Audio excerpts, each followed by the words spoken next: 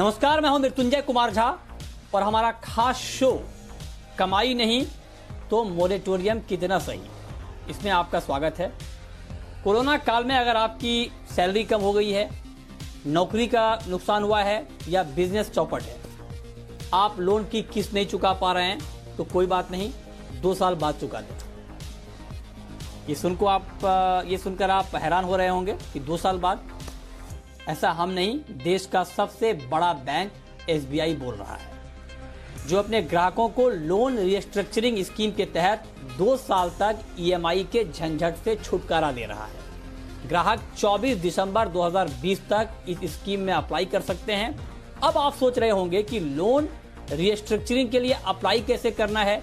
ये जो लोन में छूट देने का विकल्प, EMI में छूट देने का विकल्प SBI ने दिया है, इसकी पूरी प्रक्रिया क्या है। और आप ये भी सोच रहे होंगे कि अगर आपने लोन लिया है तो क्या आप इस छूट के लिए योग्य हैं, क्या आप एलिजिबल हैं इसका फायदा लेने के लिए।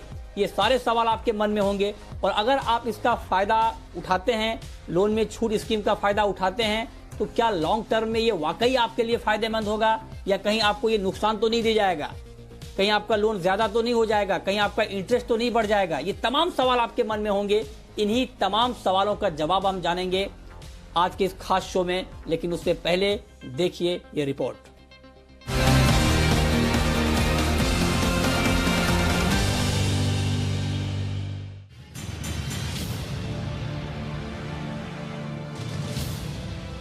अगर आपने स्टेट बैंक से लोन ले रखा है और कोरोना के चलते नौकरी जाने, काम धंधा चौपट होने या सैलरी घटने से आप EMI नहीं चुका पा रहे हैं, तो आपके लिए राहत भरी खबर है, क्योंकि SBI ने अपने रिटेल ग्राहकों को लोन रीस्ट्रक्चरिंग स्कीम के तहत 2 साल तक के लिए लोन मोरेटोरियम की सुविधा देने जा रहा है। इस स्कीम के तहत अगर ग्राहक कोरोना से प्रभावित हुआ है और EMI चुकाने की स्थिति में नहीं है, तो उनके खिलाफ वसूली की कार्रवाई नहीं की जाएगी, बल्कि उन्हें 2 साल का मौका दिया जाएगा। अगर आपकी सैलरी अगस्त 2020 में फरवरी 2020 की तुलना में घटकर आई है, लॉकडाउन में आपकी सैलरी कट या लेट हो गई है, जॉब चली गई है या काम धंधा चौपट हुआ है या बंद हो गया है, ऐसे लोग लोन रीस्ट्रक्चरिंग स्कीम के पात्र माने जाएंगे। इस योजना के तहत हाउसिंग, पर्सनल, एजुकेशन और ऑटो लोन कवर होंगे, लेकिन इसमें कमर्शियल ऑटो लोन कवर नहीं किया जाएगा। स्कीम का फायदा लेने के लिए आप इसके लिए 24 दिसंबर 2020 तक अप्लाई कर सकते हैं। लोन रीस्ट्रक्चरिंग स्कीम के लिए अप्लाई करना बेहद आसान है। आपको इसके लिए बैंक भी नहीं जाना होगा, आप घर बैठे स्कीम का फायदा ले सकते हैं। इसके लिए आपको SBI की ऑफिशियल वेबसाइट पर लॉगिन करने के बाद अपना अकाउंट नंबर और रजिस्टर्ड मोबाइल नंबर डालना होगा। इसके बाद OTP से वैलिडेशन पूरा होने और कुछ जरूरी जानकारियां डालने के बाद आपको लोन रीस्ट्रक्चरिंग को लेकर अपनी एलिजिबिलिटी का पता चलेगा। यहाँ आपको एक रेफरेंस नंबर भी मिलेगा। रेफरेंस नंबर 30 दिन तक मान्य होगा। इस दौरान आप डॉक्यूमेंट वेरिफिकेशन के लिए बैंक जा सकते हैं।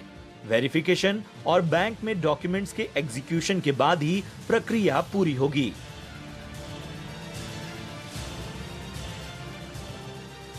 ग्राहक की सुविधा के लिए ये प्रक्रिया ऑनलाइन रखी गई है, लेकिन आप चाहें तो SBI की ब्रांच जाकर भी लोन रीस्ट्रक्चरिंग के लिए अप्लाई कर सकते हैं। लोन रीस्ट्रक्चरिंग स्कीम का लाभ लेने के लिए आपको जिन डॉक्यूमेंट्स की जरूरत होगी वो हैं फरवरी 2020 और लेटेस्ट सैलरी स्लिप, 24 महीने का मोरेटोरियम खत्म होने के बाद की एक अनुमानित सैलरी या इनकम का घोषणा पत्र देना होगा। नौकरी से निकाले जाने पर रिलीविंग लेटर की जरूरत पड़ेगी। साथ ही सैलरी अकाउंट का स्टेटमेंट देना होगा। बिजनेस बंद होने पर फरवरी 2020 से लेकर लोन रीस्ट्रक्चरिंग के लिए अप्लाई करने के 15 दिन पहले तक का ऑपरेटिंग अकाउंट का स्टेटमेंट देना होगा। साथ ही अपने बिजनेस से कोरोना से प्रभावित होने का डिक्लेरेशन भी देना होगा। बैंक ने साफ किया है कि यह सुविधा सिर्फ उन्हीं ग्राहकों को मिलेगी जिनका लोन अकाउंट स्टैंडर्ड कैटेगरी में आते हैं। थोड़ा आसान शब्दों में समझें तो इस सुविधा का फायदा सिर्फ वही ग्राहक ले पाएंगे जिन्होंने लोन पेमेंट में 1 मार्च 2020 तक 30 दिन या इससे ज्यादा का डिफॉल्ट नहीं किया है, साथ ही जिनकी आमदनी पर कोरोना का असर पड़ा है। 2 साल तक एसबीआई की लोन मोरेटोरियम सुविधा लेने वाले ग्राहकों को 0.35% का अतिरिक्त ब्याज बैंक को चुकाना होगा।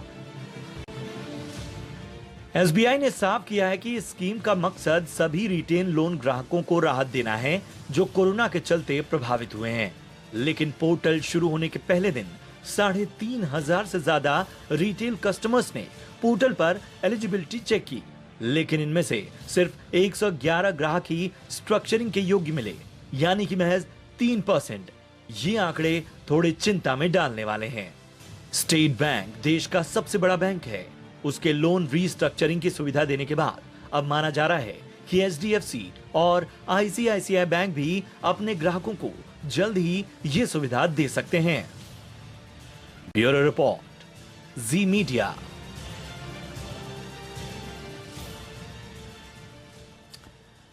तो आपने देखी है रिपोर्ट। चलिए अब चर्चा शुरू करते हैं।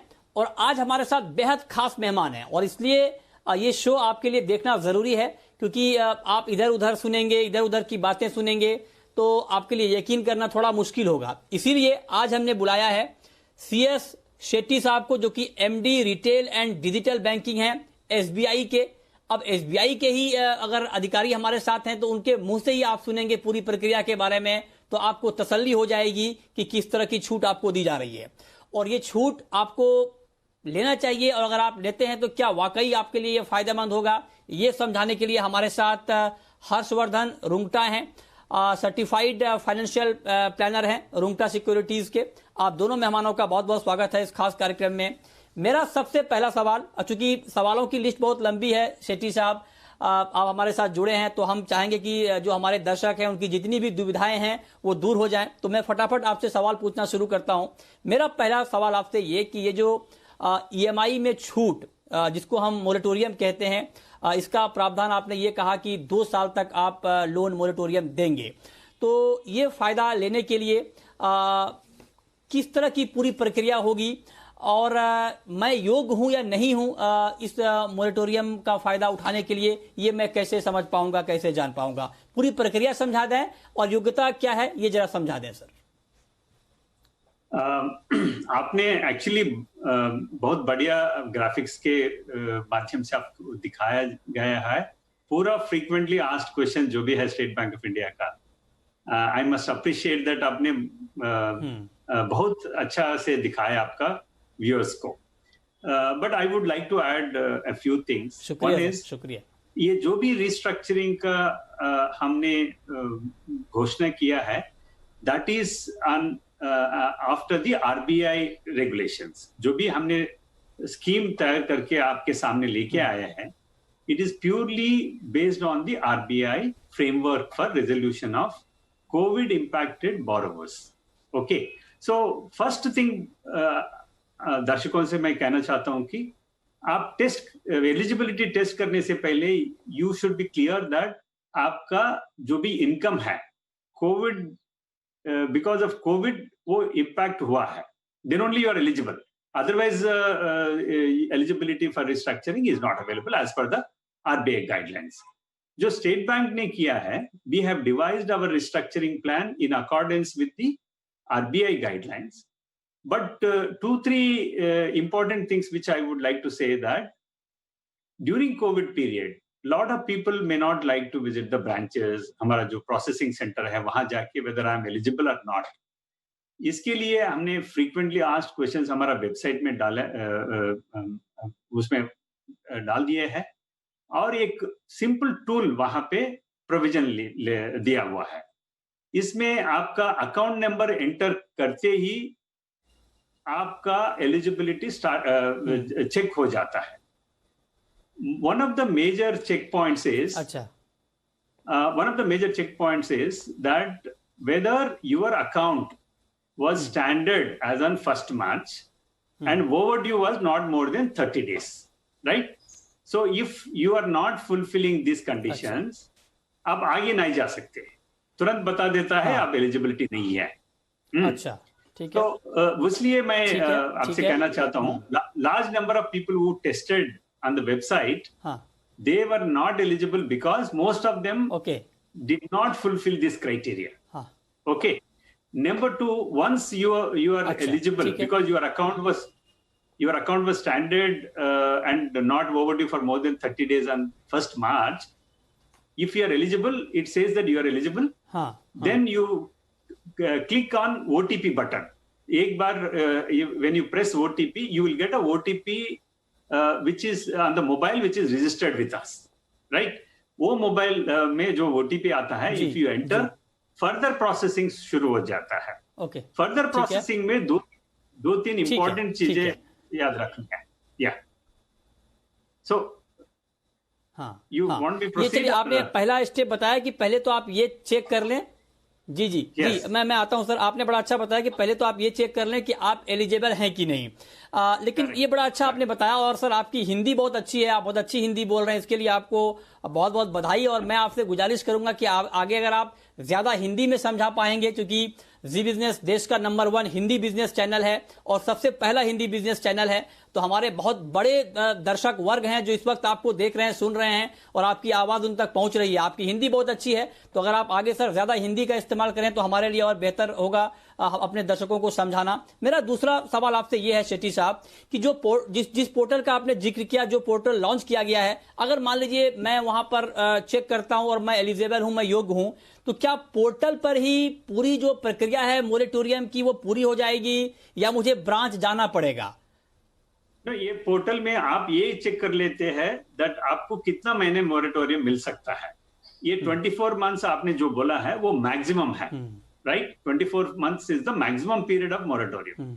उसमें कभी कभी क्या होता है, एज ऑफ द एप्लीकेंट और आपका तनख्वाह जो EMI to net monthly income जो कहा जाता है, EMI टू NMI रेशियो, वो हमने 70% से ज्यादा हम अलो नहीं करते हैं। सपोज आपका तनख्वाह घट गया है बट अच्छा। आपने मोरेटोरियम मांगा है, उसके हिसाब से आपका EMI NMI 70% क्रॉस हो रहा है, देन आपको एलिजिबिलिटी नहीं मिलेगा। सो ये सब चेक करके आपको बता देता है आपको कितना मोरेटोरियम मैक्सिमम मिल सकता है। देन आफ्टर दैट ये जो आप उसके अच्छा, मोरेटोरियम से सहमत है, आपको एक रेफरेंस नंबर मिलेगा जब जैसा भी आपने पूरा हाँ। फॉर्म कंप्लीट करेंगे। वो अच्छा। रेफरेंस नंबर आपने बताया भी आपका चैनल में, ठीक है, 30 दिन ठीक है। तक वो जारी रहेगा। वो रेफरेंस नंबर लेके ब्रांच में जा सकते हैं। हाँ बट अभी हम एंड टू एंड नहीं अच्छा, किया है, ठीक है। थोड़ा तो अभी आप मतलब process बैंक जाना जारी- होगा, मतलब फाइनली ये है कि बैंक ब्रांच जाना में आपको होगा। जाना होगा। ये फेज 1 में जाना होगा। हम थोड़ा इंप्रूव और कर रहा है, 15-20 दिन में पूरा हाँ। ब्रांच के जाने का भी कोशिश, हमें अच्छा। जाने का भी जरूरत नहीं पड़ेगा। ये सिंगल बारोवर है, आपका होम लोन लिया है, आप अकेला हाँ। बारोवर है, आपका स्पाउस नहीं है साथ में, को बारोवर, हाँ। आप सिंगल बारोवर है। आपको एंड टू एंड जर्नी ठीक फाइनलाइज अच्छा। करने के लिए हम कोशिश कर रहे हैं। बट अभी तो फिलहाल जाना पड़ेगा। ओके, एक सवाल मैं आपसे और पूछना चाहता हूं। जी जी शेट्टी साहब, या। एक सवाल मैं आपसे ये पूछना चाहता हूं कि आपने कहा कि अगर आपका जॉब लॉस हुआ है, सैलरी कट हुई है या बिजनेस में कुछ नुकसान हुआ है तो आप मोरेटोरियम के लिए एलिजिबल हैं। अब मान लीजिए किसी की सैलरी 5% कट हुई है, लेकिन अगर 5% या 10% सैलरी कट होने के बाद भी अगर कोई व्यक्ति EMI चुकाने के लिए सक्षम है, क्या तब भी उन्हें मिलेगा? या जब मिलेगा। बिल्कुल कोई असमर्थ हो जाएगा EMI चुकाने के लिए तभी आप उन्हें ये फायदा देंगे? सो जो भी आपका तनख्वाह में घट गया है 5%, 10%, वो सब लोग एलिजिबल होंगे।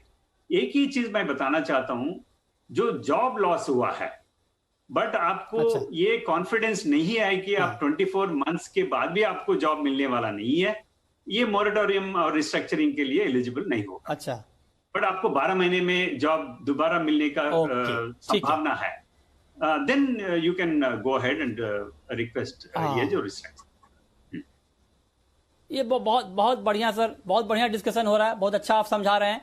और चूंकि हम इस सवाल पे आ गए हैं कि अगर मान लीजिए किसी की सैलरी कट होती है, लेकिन सैलरी कट होने के बाद भी अगर कोई शख्स EMI चुकाने में सक्षम है तो उन्हें क्या मोरेटोरियम का फायदा लेना चाहिए या नहीं लेना चाहिए, ये बहुत बढ़िया से समझाने के लिए हर्षवर्धन रुंगटा जी हमारे साथ बने हुए हैं। रुंगटा जी, आप बताएं सर, कि अगर मान लीजिए किसी की सैलरी कट हुई, लेकिन कट होने के बाद भी कई बार होता है कि आपकी सैलरी कट हुई लेकिन आपकी सैलरी इतनी ज्यादा है या आपका बिजनेस इतना ठीक ठाक है कि थोड़ा बहुत नुकसान हो भी जाए तो आप ईएमआई चुकाने में सक्षम होते हैं। तो क्या ऐसे लोगों को लोन मोरेटोरियम का फायदा उठाना चाहिए या नहीं उठाना चाहिए, क्या करना चाहिए? मृत्युंजय, देखिए, एक बात बहुत सिंपल है कि अगर आप लोन पे रीपे करने के सक्षम हैं, आपके पास वो कैश फ्लो है जिससे आप पेमेंट कर सकते हैं, तो ये मॉरेटोरियम आपके लिए है ही नहीं, पहली बात। तो आपको ये समझना है कि आरबीआई ने ये सुविधा क्यों लाई थी। उन्होंने इसलिए लाई थी कि काफी ऐसे लोग हैं जिनका जॉब लॉस हुआ है, सैलरी कट हुई है, बिजनेस ठीक से नहीं चल रहा है, तो ये उन्हें एक सुविधा के रूप में मिली है। ये कोई एक बोरोवर का हक नहीं है। और ये जो फैसिलिटी है, जो मॉरेटोरियम जो स्कीम है, ये कोई बिना कॉस्ट के नहीं आ रही है। लोगों को ये बहुत ध्यान में समझना जी, हम होगा उसमें नहीं जा रहे हैं कि सर। अगर आप ये रुंगटा जी एक मिनट सर, एक मिनट रोकना चाहूंगा। रुंगटा जी एक मिनट रोकना चाहूंगा, हम उसमें नहीं जाते हैं सर कि ये बात ठीक है कि जिनको आर्थिक दिक्कत है उन्हीं के लिए फैसला लिया गया है, लेकिन चूंकि एक प्रोविजन है कि भाई आपकी सैलरी कट हुई है तो आप एलिजिबल हो सकते हैं। मैं आपसे ये पूछ रहा हूं कि सैलरी कट होने के बाद भी अगर मान लीजिए कोई दूसरा विकल्प है आपके पास ईएमआई चुकाने का, तो क्या ईएमआई चुकाना चाहिए या इस विकल्प को ऑप्ट करना चाहिए, चुनना चाहिए? सर इस पे आप अगर जरा बताएंगे एज ए फाइनेंशियल प्लानर तो हमारे दर्शकों को समझने में आसानी होगी। जी हाँ, मैं यही कह रहा हूँ आपसे कि अगर आप पेमेंट कर सकते हैं तो ये आपके हित में है कि आप पेमेंट करें। कारण ये है कि अगर आप मॉरेटोरियम लेते हैं तो उसका एक कॉस्ट है, ये फ्री में नहीं मिल रहा। तो इसमें आपको समझना है कि आप मॉरेटोरियम अगर ले रहे हैं तो आपको पहली बात तो 35 बेसिस पॉइंट्स, 35 बेसिस पॉइंट्स का आपको ब्याज भी ज्यादा देना है for the rest of the tenure.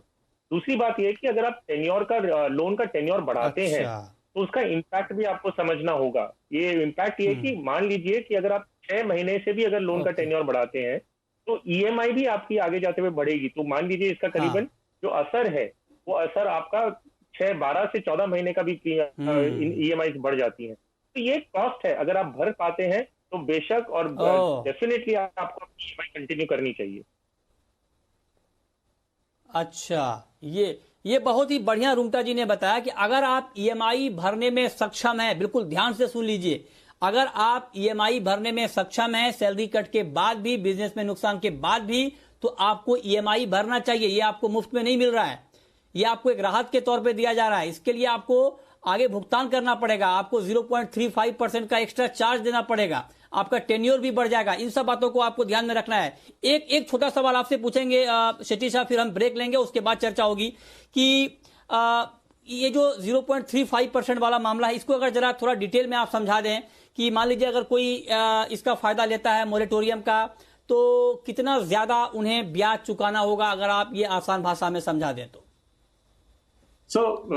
RBI के गाइडलाइंस के मुताबिक जो भी रिस्ट्रक्चरिंग अकाउंट है उसके ऊपर 10% प्रोविजन मेंटेन करना पड़ेगा बैंकों को, जो भी लेंडर है। ये 10% जो भी प्रोविजन एडिशनली करते हैं, ये प्रोविजन वापस जब तक ये 20% of the loan is not paid, तब तक ये प्रोविजन वापस नहीं ले सकते हैं। तो ये प्रोविजन का कॉस्ट जो है हमारा हिसाब से 70 बेसिस पॉइंट लग रहा है, 0.7% लग रहा है। उसमें हमने ये डिसीजन लिया है पूरा हम कस्टमर के ऊपर नहीं डाले, उसमें 50% हम अब्जॉर्ब करेंगे cost, and 50% cost 35 basis point, जो 0.35% आप जो कह रहे हैं, रुंगटा जी ने बताया, वो एडिशनल कॉस्ट में इंटरेस्ट में जुड़ा जाएगा। सो ये सही है रुंगटा जी, जो भी कहा है, वो जो भी जिनके पास वो कैपेसिटी है पे करने का, कोई दूसरा इनकम है, सो मोरेटोरियम अवॉइड करना अच्छा होगा। ये कॉस्टली है, कॉस्ट ये 35.35% का ये नहीं है, उसका लंबा टेनर चला जाएगा एंड इंटरेस्ट कॉस्ट भी बढ़ जाएगा। शेट्टी साहब, अब मैं आपसे ये जानना चाहता हूं कि सर डॉक्यूमेंट क्या क्या लगेंगे इस मोरेटोरियम का फायदा उठाने के लिए, क्या क्या डॉक्यूमेंट चाहिए? आपने बताया है दैट, हम भी बताया है, ये जो भी बोरोवर्स है कोविड इम्पैक्ट होना चाहिए, कोविड उनका इनकम इम्पैक्ट होना चाहिए कोविड से।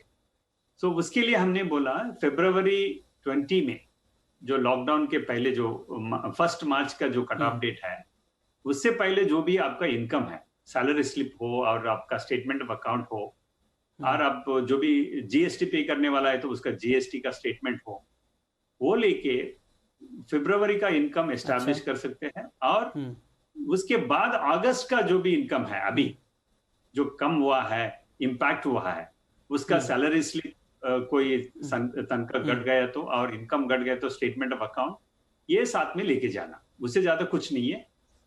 सो it is to establish that आपका इनकम इम्पैक्ट हो गया कोविड से। पैन एक कार्ड, और आधार information कार्ड, आपको, पैन कार्ड, आधार कार्ड को चाहिए सर? नो, आप वो हमारा कस्टमर है ना, वो सब जरूरत नहीं है। हम तो जानते हैं वो, उनको लोन भी दिया हुआ है, राइट? ठीक है। तो ये कोई भी डॉक्यूमेंट जरूरत नहीं है, वो इनकम का प्रूफ चाहिए बस। एंड इनकम का जो भी फरवरी का सैलरी क्या है, अभी सैलरी क्या है, एक और इंफॉर्मेशन उनको देना चाहिए दैट ये 6 महीने मांग रहा है और 12 महीने मांग रहा है मोरेटोरियम, उसके बाद उनका सैलरी क्या होगा। जब भी नॉर्मल हो जाएगा सैलरी, कब हो जाएगा, कितना हो जाएगा, इसके लिए भी कोई प्रूफ का जरूरत नहीं है। कोई स्टेटमेंट डिक्लेरेशन दिए तो बस है, बिकॉज उसका प्रूफ तो एस्टैब्लिश नहीं कर पाएंगे। तो सिंपल डॉक्यूमेंट, कोई झंझट नहीं है। अगर सर किसी ने 2 लोन लिया है शेट्टी साहब, अगर मान लीजिए किसी का 2 लोन है, होम लोन भी है, ऑटो लोन है, कार लोन है, तो क्या दोनों लोन पे मोरेटोरियम का फायदा ले सकते हैं? ये जितना भी लोन पे ऊपर मोरेटोरियम का फायदा ले सकते हैं, बट हम ये एलिजिबिलिटी चेक करते हैं ना, वो टाइम में हम पूरा उनका इंस्टॉलमेंट ईएमआई का जो भी है, 3 लोन है तो 3 ईएमआई जोड़ लेते हैं एंड उसका ईएमआई एनएमआई कैलकुलेट करते हैं। अच्छा, ईएमआई एनएमआई 70% क्रॉस नहीं कर रहा है, तो जितना भी लोन है वो मोरेटोरियम में ला सकते हैं। ठीक है, कोई ऐसा लिमिट नहीं। जी, ये आपने बहुत अच्छा बताया सर कि सारे लोन पे इसकी सुविधा आप ले सकते हैं। एक छोटा सवाल रुंगटा जी मैं आपसे पूछना चाहता हूं कि अगर मान लीजिए कार लोन है और होम लोन है और दोनों पर इसका फायदा मिल रहा है, तो आपके हिसाब से क्या दोनों पर लेना चाहिए मिलते हुए भी, या कार लोन पर फायदा लेने को अवॉइड करना चाहिए? आप क्या सुझाव देंगे? देखिए, ये आपकी एलिजिबिलिटी के ऊपर डेफिनेटली है। जैसे आपने कहा कि अगर एलिजिबिलिटी है मुझे दोनों लोन पे मोरेटोरियम मिलने का और आपकी जरूरत है, तो डेफिनेटली आपको दोनों पे लेना होगा। लेकिन आपकी अगर ऐसी सिचुएशन है जिसमें आप कोई भी एक लोन पे ले सकते हैं और दूसरे पे आप अवॉइड कर सकते हैं, विच मीन्स कि आप पार्शली आपको मोरेटोरियम की जरूरत है, एक लोन का आप पेमेंट कर सकते हैं, तो डेफिनेटली आप कम से कम मोरेटोरियम लिए, क्योंकि हमने उसके फायदे ऑलरेडी बता दिए आपको। और ये निश्चय कर ले कि आप कौन से लोन पे ले रहे हैं। अगर आपका कार लोन हाउसिंग लोन से डेफिनेटली उसका ब्याज ज्यादा होता है, तो ये बेटर होगा कि आप कार लोन का रीपेमेंट करते रहें और होम लोन पे बेनिफिट ले लें।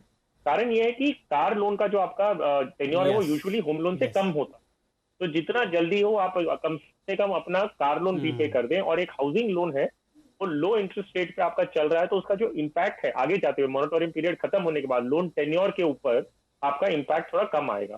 तो पहली बात अवॉइड करें जी। लेकिन अगर लेना पड़े तो जितना कम से कम मोरेटोरियम लेना है उतना कम से कम लें, और अगर चुनाव करना है दोनों में से तो होम लोन पे आप मोरेटोरियम ले रहे, कार लोन को भरते रहें। यस, ये बहुत ही बढ़िया समझाया सर आपने कि कैसे आपको फायदा लेना है। बहुत बहुत शुक्रिया रुंगटा साहब आपका और शेट्टी साहब आपका। शेट्टी साहब आपने बहुत डिटेल में आसान भाषा में सारे सवालों के जवाब दिए। हालांकि बहुत सारे सवाल अभी और थे जो मुझे पूछने थे आपसे, वक्त की कमी है, टीवी में थोड़ा टाइम का मैनेजमेंट करना पड़ता है। आगे फिर आपसे बात होगी। बहुत अच्छा लगा, आपने हमारे दर्शकों को समझाया डिटेल में कि इस स्कीम का फायदा आप किस तरह से उठा सकते हैं। बहुत बहुत शुक्रिया। फिलहाल इस खास पेशकश में इतना ही।